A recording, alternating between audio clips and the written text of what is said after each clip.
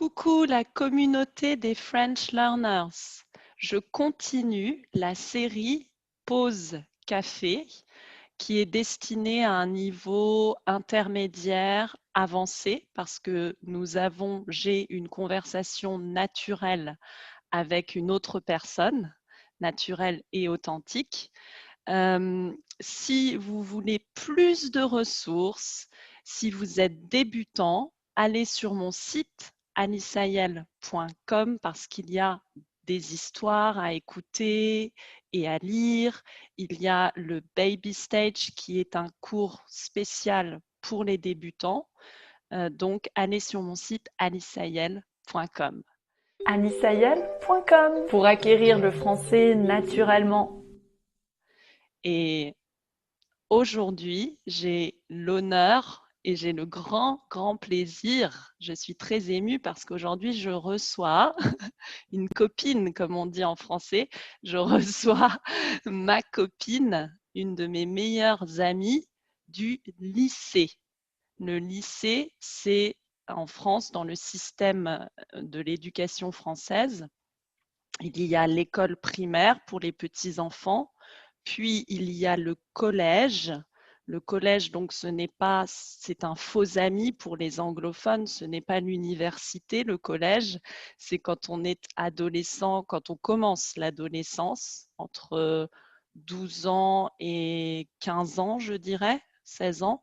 Et après, c'est le lycée. Ce sont les 3 dernières années avant d'aller à l'université ou pour terminer l'école, en fait.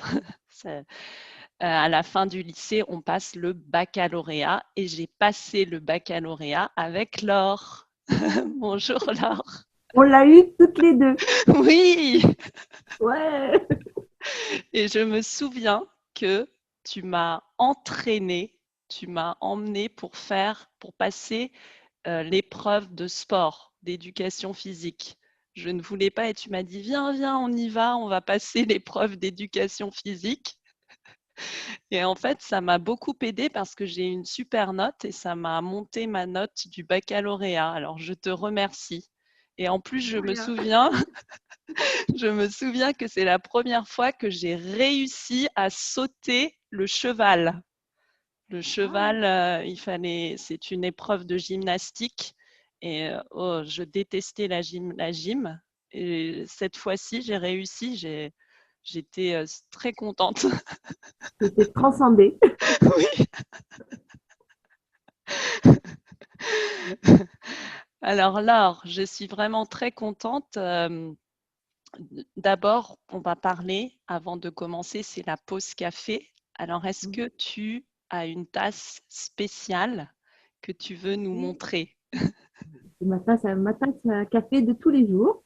Oui, Et, alors, vous voyez bien, en forme d'objectif d'appareil photo. C'est ma fille cadette, ma deuxième fille qui me l'a offert pour mon anniversaire.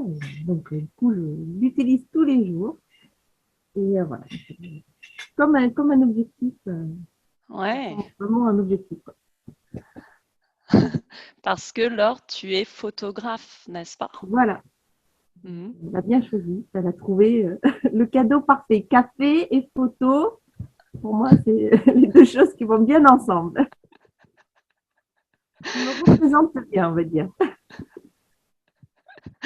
Donc, tu es photographe. Après le lycée, tu as fait des études de photographie, c'est ça? Oui, après, j'ai fait 2 ans d'université Mhm. à Paris, Paris 8. À Paris, voilà, il y a différentes universités. Et donc, moi, j'ai fait art plastique avec une spécialité photo Mhm. pendant 2 ans. Mhm. Et ensuite, après, l'idée, c'était d'intégrer, il y a plusieurs écoles de photo en France.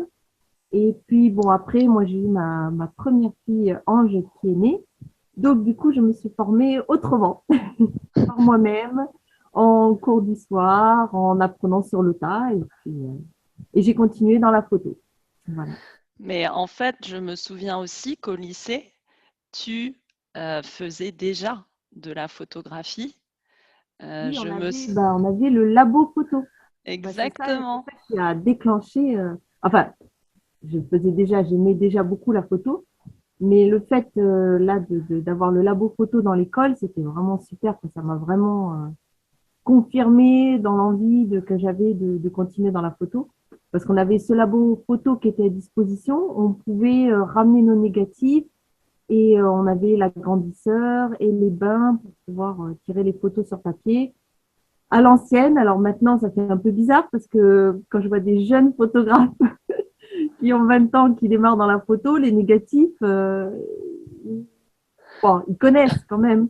On n'est pas si vieille que ça, mais c'est c'est pas eux, ils sont passés directement en numérique, quoi. Donc c'est plus du tout la même approche. Mais, alors il y a une école en Belgique, une super école de photo en Belgique que je conseille aux jeunes qui veulent faire de la photo. Et eux, la première année, ils font que de l'argentique. Ils travaillent avec des appareils photo argentiques, avec des négatifs. Ils apprennent vraiment les bases de la photo, le tirage. Et ensuite, après, ils passent au numérique. Mais comme ça, ils ont les bases déjà de vraiment de l'appareil photo numérique qui est vraiment plus mécanique, où ils apprennent l'ouverture, du diaphragme, les vitesses, etc. manuellement. Et après, ils passent au numérique.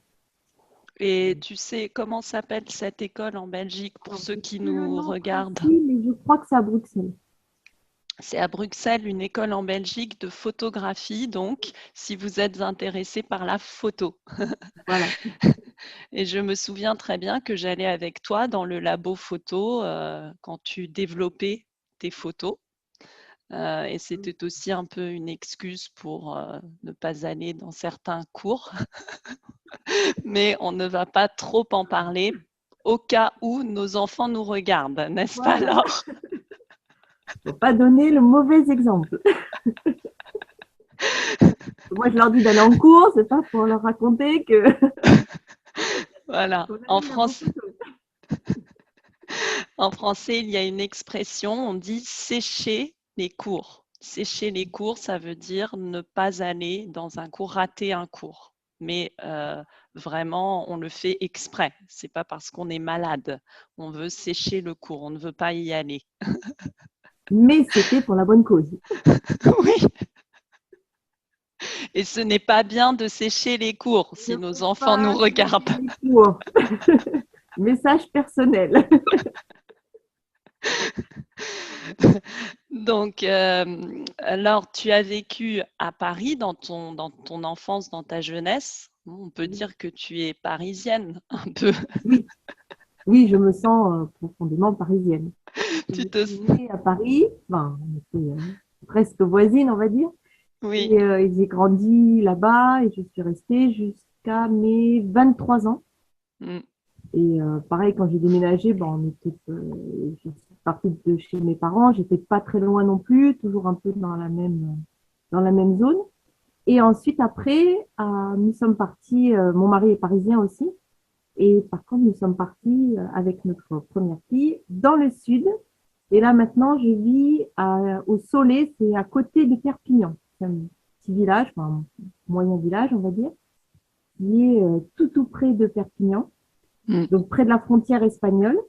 On est tout près de la mer, on est à 15-20 minutes de la mer et à 1 heure des montagnes des Pyrénées. On a le mont Canigou, c'est la montagne sacrée des Catalans, avec là, il y a encore de la neige actuellement, là.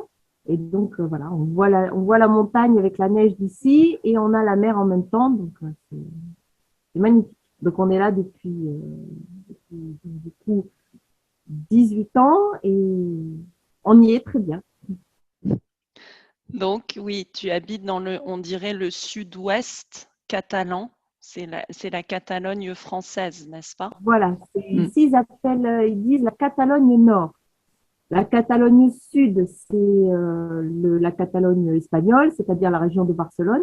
Mm. Barcelone, la plus grande ville, Gérone, Figueres, où il y a le musée Dali, qui est assez Oui. connu, le musée Dali qui est à Figueras. Et donc tout ça, c'est juste à côté de chez nous. On est tout près. Oh, quelque chose qui est tombé. On est tout près. Et ensuite, donc, de notre côté à nous de la frontière, côté français, ça s'appelle la Catalogne Nord. D'accord. C'est Oui, aussi la province du Roussillon, pour ceux qui aiment bien manger les abricots et les pêches du Roussillon. Voilà, on est dans le Roussillon. Et les oui, vins du Roussillon aussi. oui. C'est vrai que les pêches et les abricots du Roussillon sont délicieux. Mm. Oui. Oui. Et Et donc, c'est la partie, la zone la plus ensoleillée de France. ah, je ne savais pas, je pensais que c'était le sud-est, plutôt Ah non, non. Marseille ou la Provence. Ah non, non, ici, c'est vraiment. Ah non, Tu es je sûr confirme, hein. ou, Ah oui, sûr, sûr.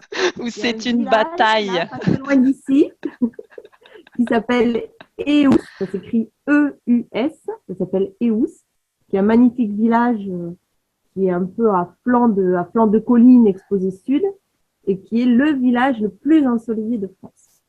Ah, Ah non, ici, c'est d'accord. vraiment. Donc pour ceux C'est qui pas pour faire nous... de la pub pour chez nous, ça. Si, Ah non, c'est bien, parce que c'est pour... vrai que il y a... non, non, il y a énormément il y a tout le temps du soleil. Et c'est vrai Ah, je commence à devenir un peu catalane, c'est-à-dire que les rares jours où, là, par exemple, il fait un petit peu gris, euh, on se sent pas très bien. On est un peu... Et ça se sent, les gens sont un peu éteints, un peu chagrins. Dès qu'il y a un petit gris, un peu de pluie, ça nous va pas. un Donc, peu oui, éteint, un on peu commence. chagrin, j'aime bien. Ah oui, c'est vraiment. Et du coup, je suis devenue un peu comme ça. C'est vrai qu'on s'est tellement habitué au soleil que là, vraiment, je ne pourrais plus retourner vivre sous la grisaille de Paris. Même si j'adore Paris, c'est vrai qu'on a Oui. vraiment beaucoup de chance. Oui, en France, il y a une grande différence entre le nord de la Loire et le sud de la Loire. Et dans le nord de la Loire, oui, il fait gris, il fait beaucoup plus gris, il pleut plus, il fait plus froid. Alors, Euh, pour les gens d'ici, le nord, ça commence à Narbonne.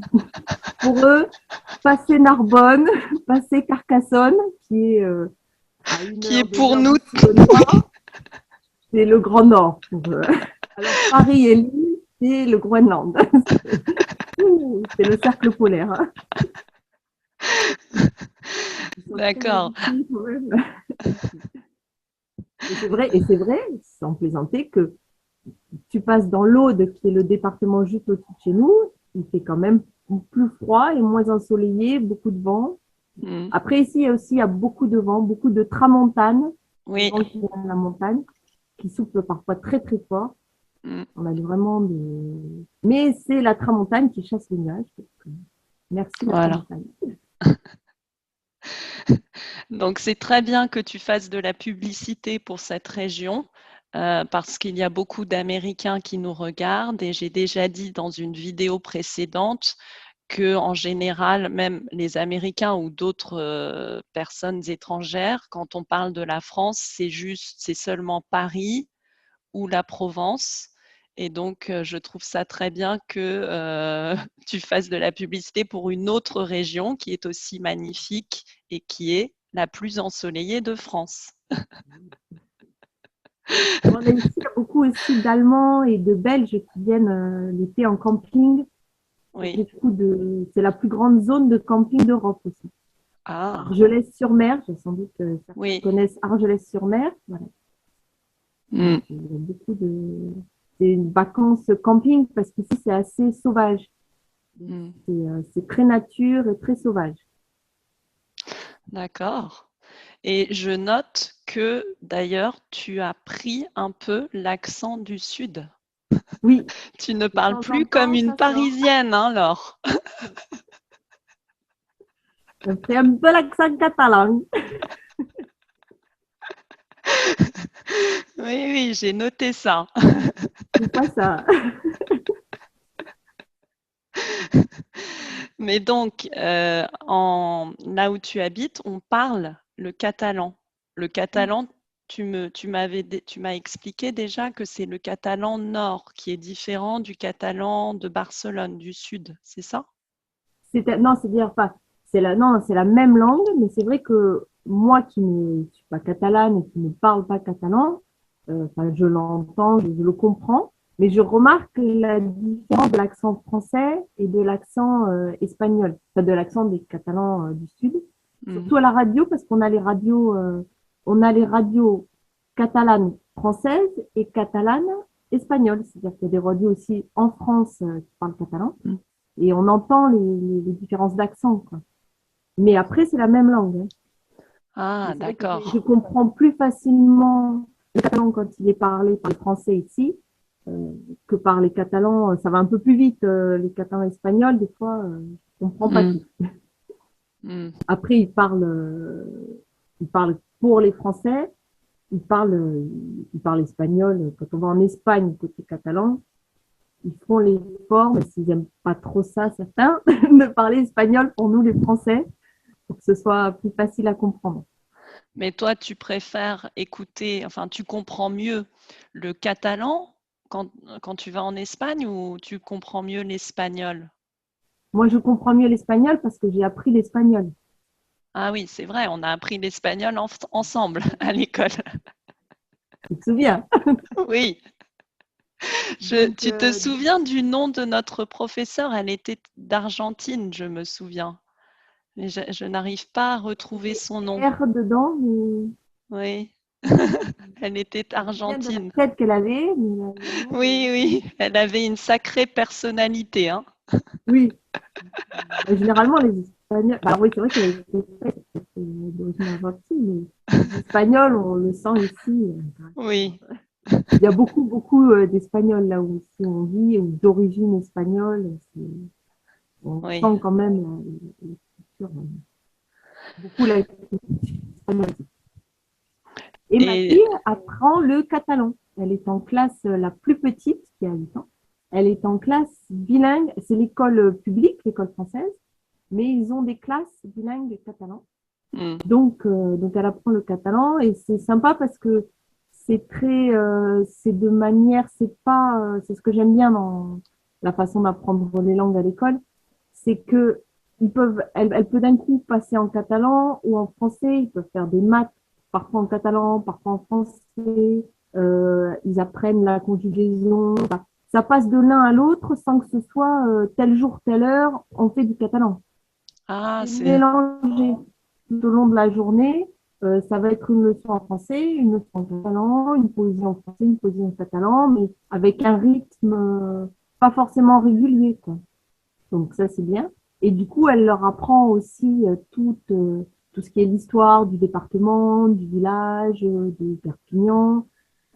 Du coup, ça en catalan, comme bah là, par exemple, elle vient d'apprendre par rapport à Perpignan, que ça vient de Pere Pigna, et en catalan, et que Pere, c'est Pierre, et Pigna, ben, c'est son nom de famille.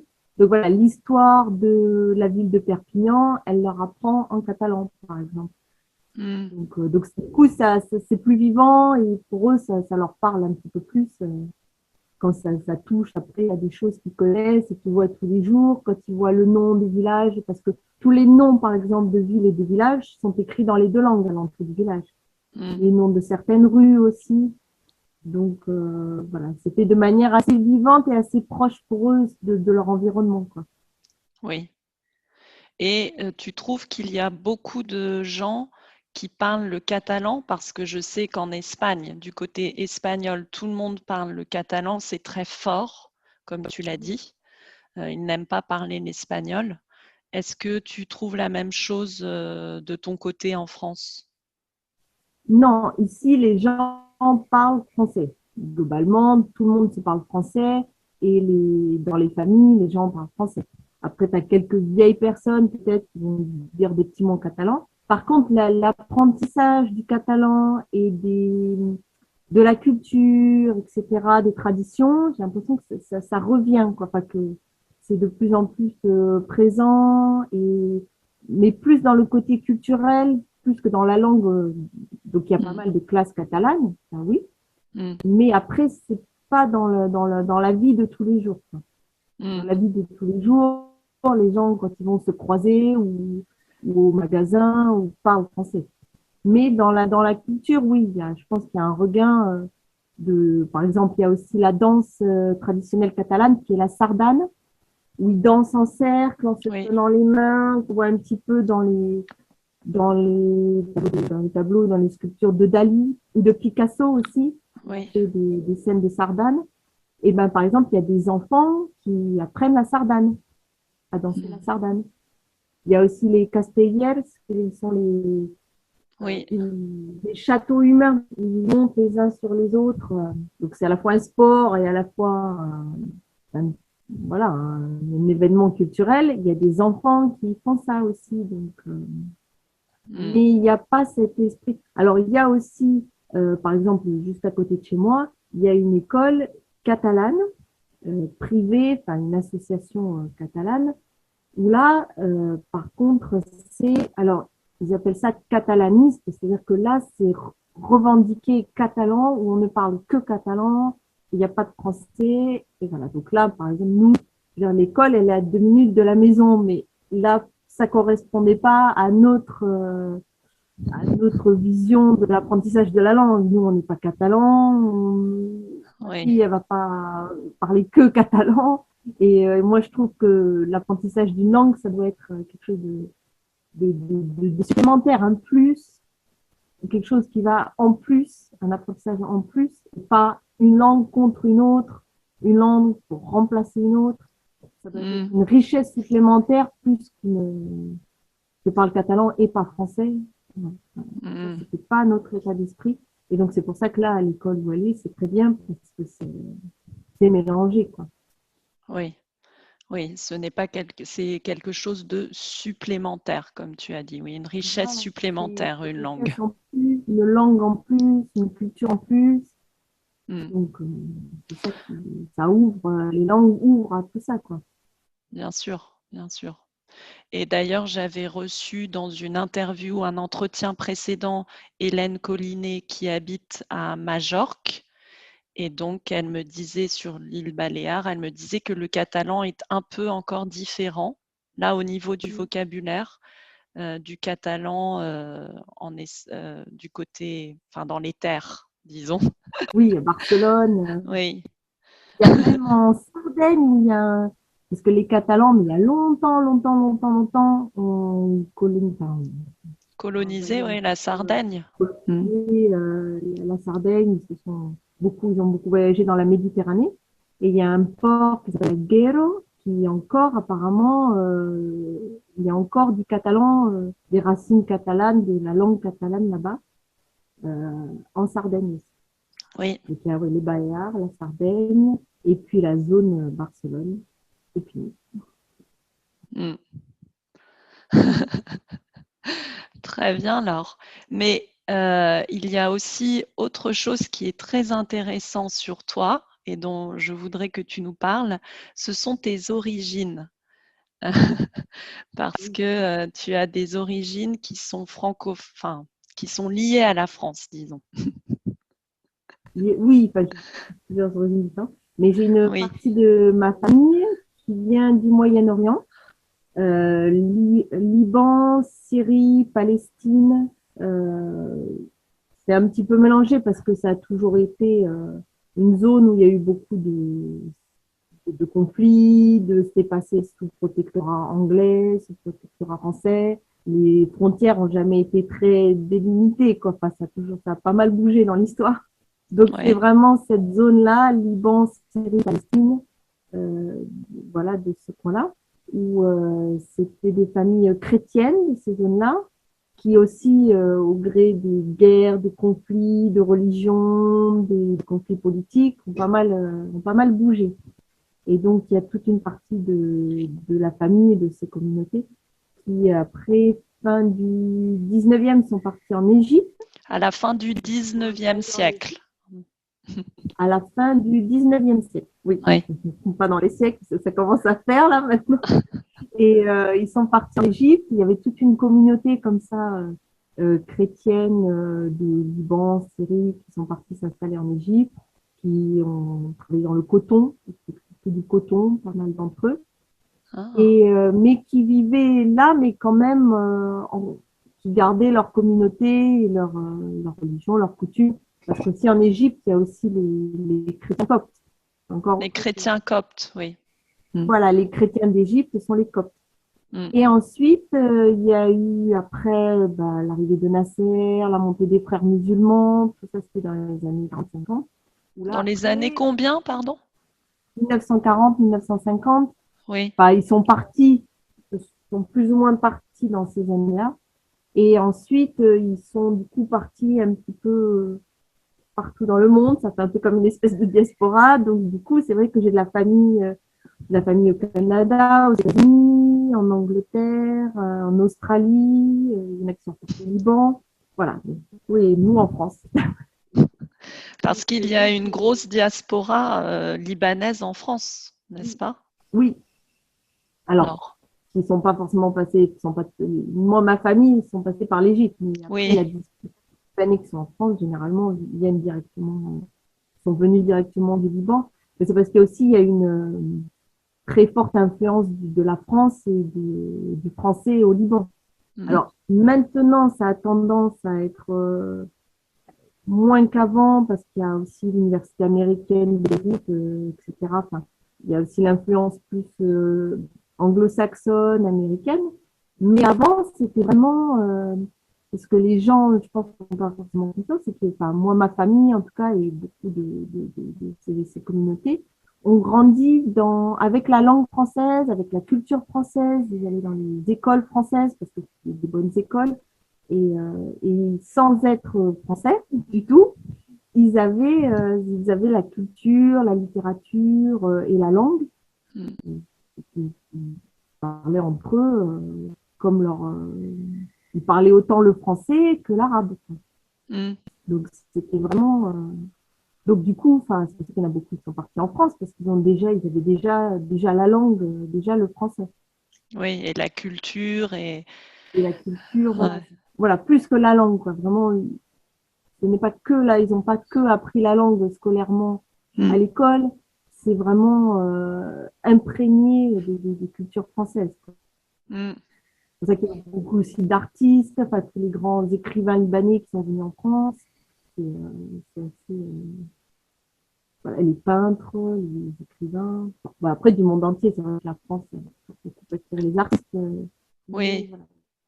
mais c'est vrai qu'il y a beaucoup de Libanais à Paris, d'ailleurs. Il y a un quartier, enfin le 8e arrondissement en général, il y a beaucoup de Libanais dans le 8e arrondissement qui habitent. De restaurants libanais, Oui, mm, j'aime bien c'est la bon ça. cuisine. Oui, la cuisine libanaise, j'adore ça, moi.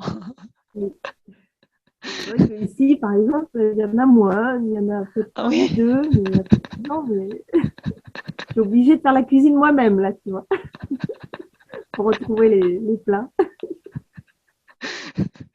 et C'est donc vrai tu qu'ils dis, ont comme je correspondais avec des cousins de mon père qui est en Australie, et on se parlait par mail, et puis justement, il faisait des recherches sur la famille, sur les origines, etc.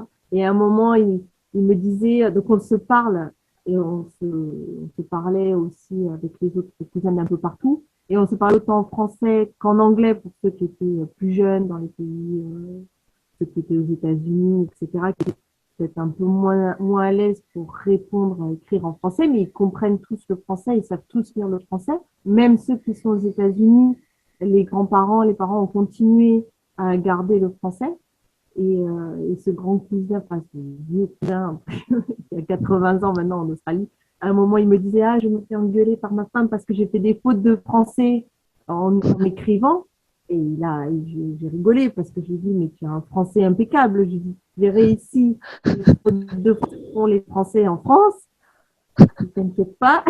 Il a un français impeccable alors qu'il n'est pas français et qu'il est en Australie. Et voilà, mais voilà, comme quoi c'est resté dans la mm, famille, quoi. C'est le français comme une langue, presque leur langue première. ouais. Donc tu disais je me fais engueuler. Attention, ceux qui nous écoutent, engueuler, ce n'est pas un beau mot, hein. C'est un peu un Alors j'ai dit gros engueuler mot. parce que lui-même a dit engueuler et qu'en plus, là pour le coup, il avait fait une faute d'orthographe à la corriger. Mais ça signifie se faire Faut pas le disputer, mm, de faire gronder. se faire gronder, voilà. On peut l'utiliser dans la famille ou entre amis, mais on ne peut pas l'utiliser de manière formelle. Hein. C'est un gros mot. Et donc, comme tu es photographe et aussi tu fais des vidéos, Laure, tu as fait un documentaire sur les chrétiens du Moyen-Orient, n'est-ce pas? Tu peux nous en parler? Oui, j'ai fait un documentaire donc il y a 3, 4 ans maintenant sur les chrétiens d'Orient. Et donc, alors ça a été un documentaire pas très très long, mais qui essayait de résumer un petit peu synthétiquement qui ils étaient, les différentes communautés qu'il y avait au sein des chrétiens d'Orient. Et donc, c'était assez court pour être assez synthétique. Donc, c'était pas très approfondi. Mais c'était pour présenter surtout les chrétiens d'Orient. Parce que, alors, malheureusement, avec la guerre en Syrie et les massacres qu'ils ont subis en Syrie, parfois en Égypte, on en a un petit peu plus entendu parler. Mais c'est vrai que, en tout cas en France, les gens connaissent pas forcément les chrétiens d'Orient.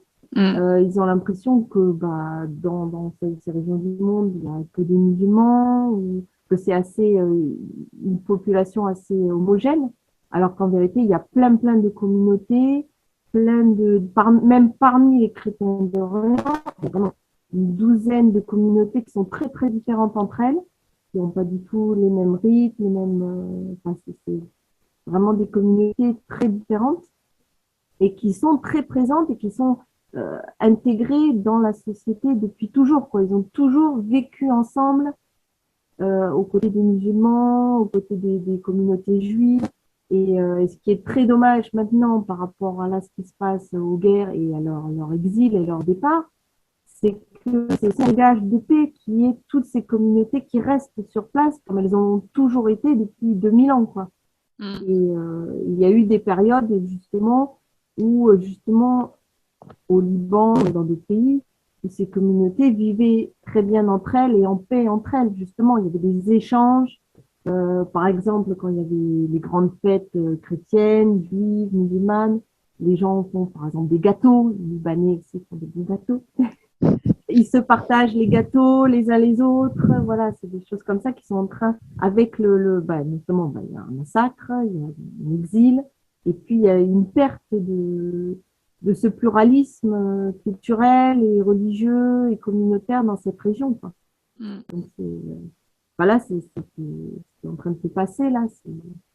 Enfin, c'est horrible. Je sais pas quel mot dire, quoi, mais c'est un désastre. Simplement des massacres, exil, quoi. Et c'est toujours très douloureux, quoi. C'est tragique, donc, oui. Je voulais en parler et parce que voilà, malheureusement, beaucoup et montrer la richesse aussi de leur culture et de leur rites. Ils ont gardé en termes de langue justement, il y a certaines communautés qui ont encore gardé l'araméen, qui ont gardé vraiment les langues du Christ d'il y a 2000 ans. Je veux dire, ça aussi c'est un patrimoine culturel linguistique dont ils ont gardé depuis 2000 ans et qui va s'éteindre, je pense pas, mais qui est en danger, quoi. Oui. L'araméen, c'est la... Comment? Il y a l'aspect de la vie, il y a l'aspect de la vie physique déjà qui est dramatique, que les gens se fassent tuer. Évidemment, c'est la première chose la plus dramatique. Et ensuite, il y a aussi la perte du patrimoine culturel, la perte d'une civilisation, d'une langue, etc. Bien sûr, bien sûr. Voilà. Alors, l'idée était après de continuer à faire ces documentaires et moi, j'aurais aimé faire une dizaine de documentaires plus approfondis sur chacune des communautés dans chaque pays. Mais bon, là, malheureusement, par rapport à la situation, ça s'est aggravé. Donc, du coup, là, c'est une question. Parce que là, le premier documentaire, je l'ai fait d'ici, en allant interviewer les gens de toutes ces communautés à Paris. Parce qu'il y a, comme il y a eu exil, il y a beaucoup de ces communautés qui ont une église, une paroisse en France. Et donc, du coup, je suis allée les interviewer, des gens qui sont de là-bas. Mais après, l'idée, c'était d'aller sur place Mais bon, en ce moment, c'est pas possible. Donc, du coup, c'est toujours en projet et remis à plus tard, j'espère, pour aller sur place. Ah, écoute, j'espère de tout mon cœur que tu vas pouvoir poursuivre ce projet parce que c'est vrai que, comme tu le dis, la situation est tragique et il faut essayer à tout prix de garder et de transmettre et de diffuser euh, cette culture chrétienne qui est la plus ancienne en fait de, dans l'histoire de Oui, l'humanité. Ce sont les chrétiens les ça, plus anciens. l'origine, voilà, oui, c'est les premiers en fait et qui sont restés sur place depuis toujours, quoi, qui ont gardé Voilà. les bases vraiment originelles. Mm. C'est bien avant Rome, le Vatican et tout ça, quoi. Exactement, exactement. Comme tu Qui ont dis, gardé vraiment l'araméen, les rites. ouais, Oui, comme tu dis, l'araméen, c'était la langue de Jésus et des disciples, des apôtres. voilà, et à travers les rites et parce qu'ils ont des rites où c'est beaucoup parlé, chanté, il y a beaucoup de chants. Ils ont gardé ça, alors qu'ils ne parlent pas forcément l'araméen dans la vie de tous les jours, mais ils l'ont gardé dans la liturgie chrétienne, dans leur rite, dans leur messe. Donc, du coup, ils ont conservé cette langue, ils l'ont préservée. Mm. Et, et donc, je vais mettre dans la description le lien vers cette vidéo, vers cette vidéo et vers. Tu as aussi fait là, tu viens de publier aussi une vidéo qui n'a rien à voir sur l'écriture japonaise. C'est aussi très Oui, intéressant ça. c'était une vidéo un peu plus, je l'ai faite de façon un peu plus ludique. Et c'est pour expliquer, ça explique les différents alphabets japonais. Et parce qu'en fait, c'est parti d'une simple interrogation, d'essayer de comprendre, parce que je voyais dans les mangas ou dans les films, ou dans il y a les dessins animés de Miyazaki aussi. Enfin bref. Et donc, on voit un coup, c'est de haut en bas, de gauche à droite, de droite à gauche, on voit plein de symboles très différents. Et donc, moi, je connais pas du tout le japonais, mais du coup, ça m'a intéressée. Et j'ai suivi une formation de photojournalisme avec, il y avait un japonais dans ma formation. Donc, du coup, je lui ai demandé de faire ces images, de tourner. Il est parti au Japon, il a tourné les images au Japon. Et avec son aide, j'ai cherché voilà, à expliquer brièvement, synthétiquement aussi, les différents alphabets japonais. Voilà. Mm. Ouais. Donc c'est très intéressant aussi. Donc je vais mettre le lien vers cette vidéo. Parce qu'en fait, toi, donc là, on est passé, comme on dit en français, on est passé du coq à l'âne, d'un sujet à un autre, les sujets n'ont rien à voir, parce que toi, alors, tu as toujours été, hein, depuis que je te connais, touche à tout, comme on dit en français. Oui, oui, un peu, oui. Ça résume bien. Tu Bah, es dit. c'est-à-dire que je m'intéresse à beaucoup de choses. Alors, et c'est ça aussi le métier de photographe. Enfin, c'est un des aspects du métier de photographe qui m'intéresse. C'est que déjà, par la photographie, on va chez les gens, enfin, on rencontre des gens, on va dans des événements, sur des événements, dans des paysages, dans des lieux, voilà, dans des contextes très, très différents. Et du coup, par le biais de la photographie, on se retrouve à chaque fois avec des personnes, c'est très varié, ça change. Il y a pas de routine, il n'y a pas de monotonie. Voilà, on rencontre des gens formidables, on voit des choses, on Mm, fait de la photo vraiment de tout et de tout le monde. Donc, autant les enfants, les mariages, les paysages, la danse, un peu tout. Je fais beaucoup de photos de sport, donc un peu tous les sports aussi, tous les lieux. Et c'est vrai que ça me fait découvrir plein de choses et ouais. plein de gens très différents. Donc, ça va bien avec mon côté touche à tout. Oui. Et tu es aussi, tu as toujours aussi été, tu as eu, comment dire, été doué pour les langues, j'ai toujours, hein. tu étais toujours, je me souviens, en anglais, tu étais très bonne, en espagnol. C'est peut-être dû à tes origines. Est-ce que dans ta famille, quand tu étais petite, ton père parlait arabe aussi à la maison Non, ou non? non, pas du tout. Non, non, Ah, à la maison, on parlait que français. hmm, Par contre, bon, ma mère est prof d'anglais. Donc, oui. oui. Et ensuite, après, il y a eu le fait, je pense, de voyager, d'aller voir les cousins qui sont un petit peu partout, ou quand eux venaient à la maison, justement les plus jeunes, ceux qui habitent aux États-Unis ou en Angleterre, eux parlaient pas forcément français, donc des fois on parlait anglais pour se comprendre.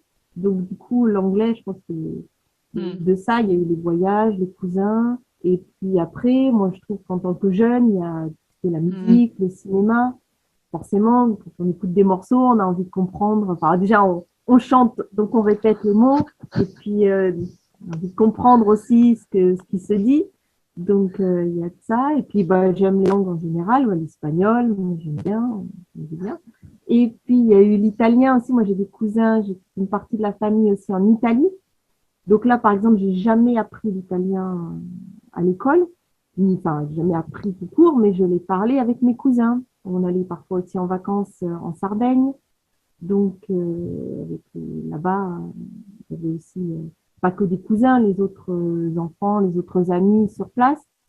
Donc là, je l'ai appris vraiment qu'à l'oreille. Donc, je n'arrive pas à l'écrire. Le lire, j'y arrive, mais l'écrire, hmm. c'est obligé de regarder quand j'écris un message à mes cousins, je d'aller vérifier sur Internet l'orthographe, mais c'est tout oral. Hmm. C'est parce que tu as beaucoup écouté, tu étais en Sardaigne et tu entendais les Oui, gens autour de toi. Tu étais dans un environnement italien en fait oui, pendant les vacances. Hmm. voilà. Oui, je pense que de toute façon, et ça m'a plus imprégné que l'espagnol, c'est-à-dire que Hmm. le fait d'avoir appris l'italien comme ça, dans ce contexte, avec les cousins, euh, dans un contexte agréable, de vacances. L'espagnol, je dis pas que c'était pas agréable, parce que on était bien en cours d'espagnol, on rigolait bien, mais c'était beaucoup plus scolaire. Oui. L'espagnol, je l'ai appris de façon beaucoup plus scolaire. J'ai appris la conjugaison, la grammaire, etc. Mais j'ai pas trop eu l'occasion de parler espagnol couramment avec des gens, de converser avec des amis, pas du tout. Et donc là, maintenant que je suis bah là, de temps en temps, ça m'arrive d'appeler en Espagne, d'aller en Espagne, de parler avec des Espagnols, enfin, de l'autre côté de la frontière, pour certaines choses. Et du coup, quand je dois parler, enfin comprendre, mais quand je dois parler, des fois, je bug un peu parce que ça, les mots n'arrivent pas à sortir parce que j'aurais tendance à parler en italien. Et comme je dois, enfin, j'ai pour intention de parler espagnol, mais ça veut sortir en italien. Et du coup, je vois que l'italien essaie de prendre le dessus, alors je dois plus réfléchir pour parler espagnol. Donc, alors du coup, je pense que ça sort un peu un mélange des deux, Hmm. mais ils comprennent très bien. Donc, il y a beaucoup, en Oui. plus, je trouve qu'il y a beaucoup de similitudes dans la langue catalane. Il y a des racines, on voit j'arrive à comprendre le catalan parce que je retrouve des mots espagnols, mais je retrouve des mots aussi italiens, enfin, consonance, je trouve que c'est très proche aussi de l'italien. Hmm. Donc, et j'avais un cousin qui est du Piémont. Ma famille est du côté piémontais, donc tout proche de la frontière française, du côté, voilà, juste après Nice. Et lui, enfin, la famille, quand ils sont partis en voyage, en vacances à Barcelone, il était très à l'aise avec le catalan, il comprenait tout, parce que je pense qu'il y a aussi beaucoup de commun avec avec l'italien. Hmm. La Et en langue, général, les Espagnols n'ont pas de problème avec l'italien. oui, J'ai remarqué. Ils disent toujours que quand ils vont en Italie ou ils n'ont pas de problème à comprendre et à communiquer. oui, oui, Alors que pour nous, les Français, c'est plus compliqué, je pense. oui, moi, enfin, oui, je me rends pas compte comme j'ai un peu les Ben, trois, je du coup, pense les que trois c'est langues. dans la musique aussi de la langue. Nous, le français, on en parlait, Oui, j'en parlais avec une anglaise. C'est très plat comme musique, n'est-ce pas? oui, Alors que l'espagnol et l'italien, ou le catalan, c'est plus chanté. Il y a tous les O, les I, les Oui, voyelles. Ils ont moins ces consonnes un peu difficiles chez nous, quoi. un peu plate, quoi. On est un peu plat comme langue. On a une langue un peu.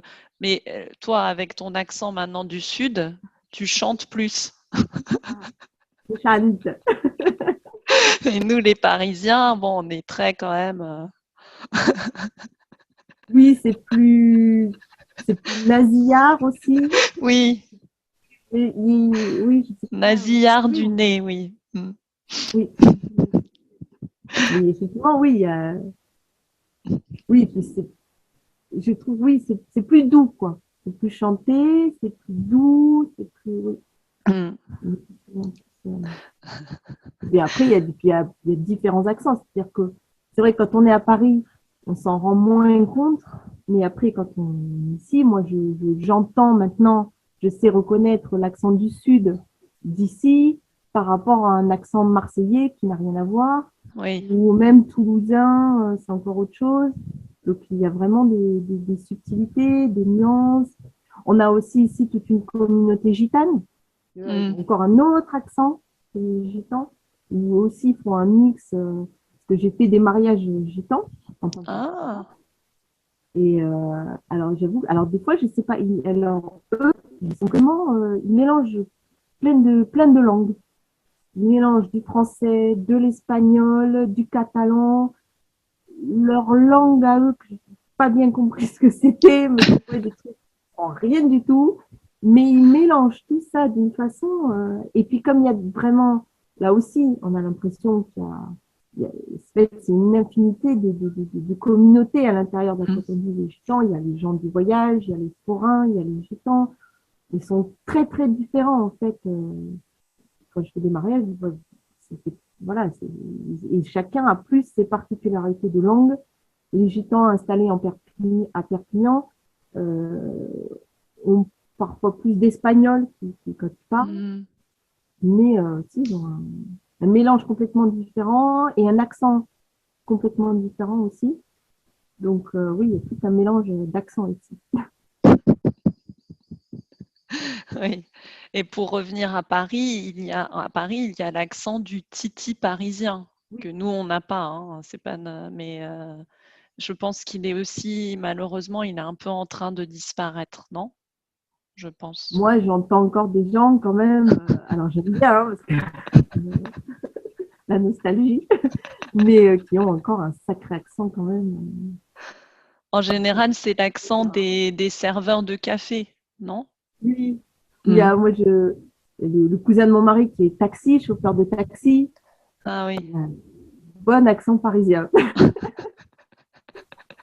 Donc, non, non, il est encore, je pense qu'il est encore assez présent. Et même ici, il y a pas mal ici, il y a des Catalans, il y a des gens pas mal d'origine espagnole qui sont français, enfin, qui ont des origines espagnoles de génération. Et puis, il y a aussi des gens qui sont venus s'installer comme nous, et des Parisiens ou des gens d'ailleurs, mais tout de suite, enfin, Mm. on reconnaît les Parisiens.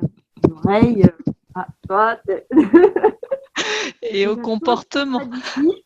Et au comportement aussi, n'est-ce pas? Parce qu'il faut dire aux auditeurs que les Parisiens ont une mauvaise réputation dans tout le reste de la France. Oui, mais alors, je pense que, alors, plutôt ceux qui vont venir en vacances, on va dire. Parce qu'une fois que tu es installé ici, quand même, enfin, je pense que tu deviens, déjà, si Oui. tu viens t'installer ici, je pense que déjà, t'as pas la mentalité du Parisien qui arrive ici avec un air supérieur, hautain, ou pas, non, parce que sinon tu viens pas t'installer ici.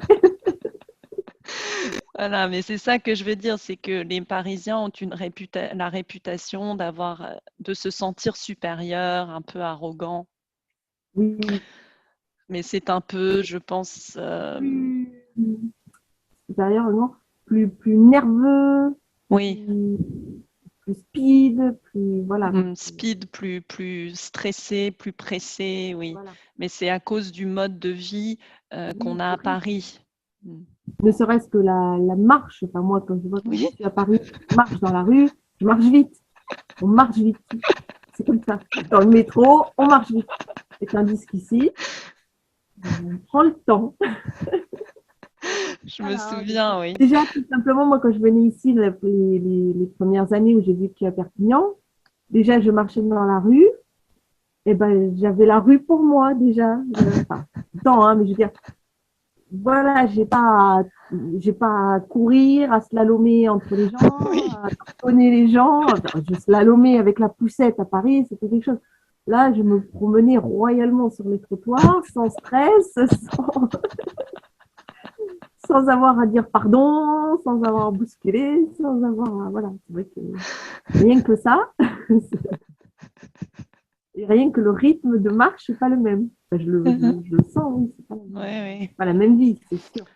Ah oui, oui, moi aussi, des fois, j'ai cet instinct parisien et je commence à marcher vite et après je me dis, mais qu'est-ce que je fais là? En voiture, pareil, en voiture, on prend le temps, Oui, on attend. La plupart du temps, enfin, ça m'arrive fréquemment de rouler et puis devant moi, la voiture s'arrête parce qu'elle papote avec une personne qu'elle a croisée sur le chemin. Alors, voilà, donc on s'énerve pas, on klaxonne pas, on attend, on se fait un petit coucou. Voilà, c'est une ambiance plus détendue. exactement. Dans le quartier gitan, des fois, faut pas être pressé parce que des fois, ils installent des piscines gonflables en plein milieu de la rue quand il fait chaud l'été. Ah bah, faut attendre. C'est pas par ailleurs. Faut pas s'énerver. Faut pas s'énerver comme un Parisien, oui. Il faut pas Voilà. Ben oui. klaxonner Ah oui, non. ou dire des gros mots ou insulter les gens. Voilà. Non, non, ici, si on prend le temps. L'autre jour au supermarché aussi, il y a eu pas une altercation, mais voilà, il y a eu quelqu'un qui a fait une réflexion parce que la caissière était en train de parler, de discuter avec une personne. Et voilà, donc ça a pris un peu plus de temps. Donc la personne derrière Mm. avait montré un petit peu d'impatience. Tout de suite, elle, oh, oh, oh, oh, c'est le respect, on prend le temps, on discute, on est humain. C'est plutôt cette personne-là qui va se faire recadrer et ça, que Oui, voilà. Parce que voilà, on prend plus le temps et c'est vrai que du coup la vie est moins stressante. oui. Et donc, Laure, c'est vraiment très, très intéressant comme conversation. J'espère que ceux qui nous regardent vont apprécier ce qu'on est en train de dire sur les différentes régions, les différentes cultures. C'est très enrichissant. Pour terminer cet entretien, est-ce qu'il y a un livre, parce que j'aime bien parler des livres, parce que la lecture, c'est très important pour acquérir une langue, pour enrichir son vocabulaire. Donc, est-ce qu'il y a un livre qui t'a marqué? Alors moi, mon livre je ne vais pas dire préféré, mais que vraiment j'aime beaucoup, beaucoup dans la langue française, enfin, la littérature française, c'est L'écume des jours de Boris Vian. Ah, Surréaliste. Bah, il y a eu un film, mais le film est très bien, mais le livre est encore mieux. Vraiment, on rentre dans un univers complètement onirique, surréaliste. C'est vraiment le surréalisme français, quoi. Enfin, c'est oui. beaucoup de... Alors, c'est un peu triste à la fin, mais c'est un peu triste, mais c'est vraiment, vraiment magnifique. Et sinon, alors comme, oui, parce que tu avais demandé s'il y avait des citations. Là, j'ai relu, Ah oui, si tu as une citation pour de la voilà, fin là, ou un mot de la dernièrement, fin. non, je n'ai pas relu, je ne l'avais pas lu. Rousseau, Rêverie du promeneur solitaire. Hmm. Et alors, j'avais noté une phrase, parce que je trouve qu'en plus, en ce moment, ce qu'il a écrit dans le livre, alors, c'est la force et la liberté qui font les excellents hommes. Ah, très Alors, je pense bien. que voilà, moi qui suis très attachée à la liberté et surtout en ce moment où on souffre Oui, beaucoup, voilà, il faut relire Rousseau. C'est Rousseau du bien. qui est, Rousseau qui est un grand philosophe français, un philosophe des Lumières, juste avant la Révolution française, oui. Donc, tu peux répéter: la force et la liberté font d'excellents hommes. Excellent. Les excellents. Alors là, la liaison, je ne sais pas trop, les excellents, comme il y a un S. Bon. Oui, mais c'est un H, homme, on peut faire la liaison avec homme. Oui, bah on dit les excellents hommes. Oui. Ça ne fait pas très joli. Et on ne peut pas dire excellent homme parce qu'il y a un S. Oui, oui, oui. Mais moi, je dirais qu'on peut faire la liaison parce que c'est un H muet, comme on dit, non? Oui, mais je trouve que c'est pas très joli, les excellents hommes. Oui, mais toi, tu trouves, Laure, mais c'est pas la règle de l'Académie française. Les excellents dans le sud. Homme. Dans le sud, on dit les E. Ah oui. On dit bien les E à la fin. Voilà. On dit bien les mêmes. Pneus, même si ça n'existe pas. Ah, les pneus pour les pneus. Ils rajoutent des E des fois même. Mais on dit aussi les consonnes, par exemple, ma grand-mère qui était de Toulouse disait le porc pour le porc ou l'estomac Oui, ils prononcent pour certaines l'estomac. lettres que nous, on dirait et puis il y a aussi l'influence aussi, je pense, espagnole qui est de tout Oui, prononcer. Mon nom de famille, c'est Vigne, comme les vignes, avec oui. un S à la fin. Et souvent, on dit Vignes. Ah, bah ça, c'est espagnol. Ouais. Voilà. Enfin, c'est catalan ou espagnol pour moi. Oui, voilà. Alors, nous, on dit les vignes en français. On ne dit pas le S. Et souvent,